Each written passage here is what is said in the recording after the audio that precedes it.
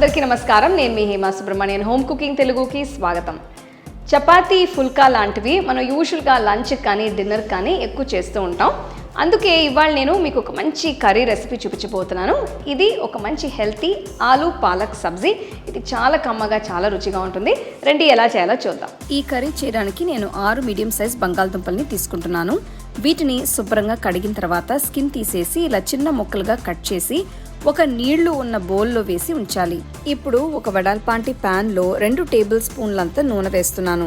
ఇందులో 1 tea spoon జీలకర్ర, 3 ఎండుమిరపకాయలు వేసి వేయించాలి.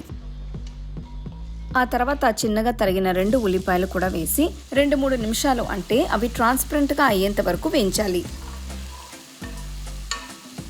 ఆ తర్వాత 1 టేబుల్ స్పూన్ అంతా ఫ్రెష్గా పట్టిన అల్లం వెల్లుల్లి పచ్చిమిర్చి పేస్ట్ వేసి బాగా వేయించాలి.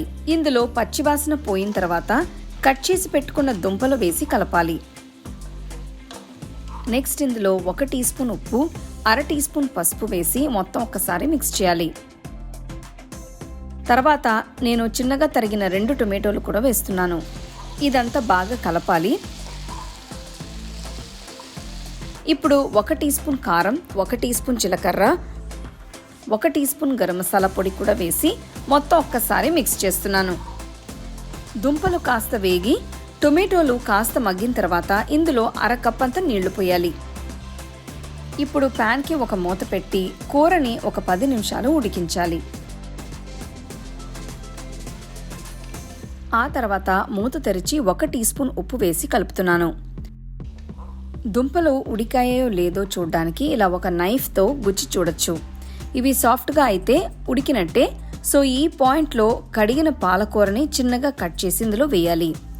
పాలకూర చాలా త్వరగా ఉడికిపోతుంది కాబట్టి ఇది లాస్ట్లో వేస్తే బాగుంటుంది.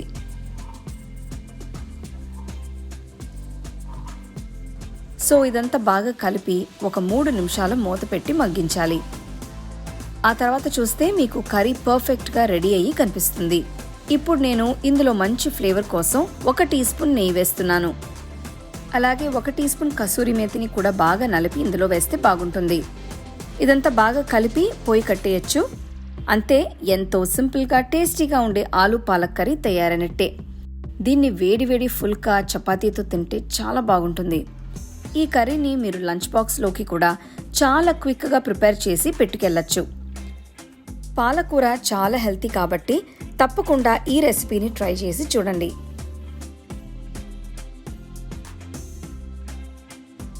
చూసారు కదా, అసలు ఈ రెసిపీ ఎంత ఈజీగా మనం చేసేసుకున్నాము. ఇది మీరు మార్నింగ్ ప్రిపేర్ చేసి లంచ్ బాక్స్కి పెట్టినా కూడా చాలా బాగుంటుంది. తప్పకుండా ఈ రెసిపీ మీరు ట్రై చేసి ఎలా ఉందో నాకు చెప్పండి.